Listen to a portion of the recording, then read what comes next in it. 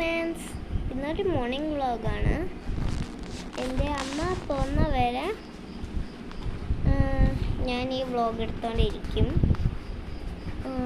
നിങ്ങളുടെ നാട്ടിൽ ഇപ്പം നല്ല മഴയാണ്, ഒന്ന് കമൻറ്റ് ചെയ്തേക്കണേ. ഞങ്ങളുടെ ഇവിടെ നല്ല മഴയാണ്.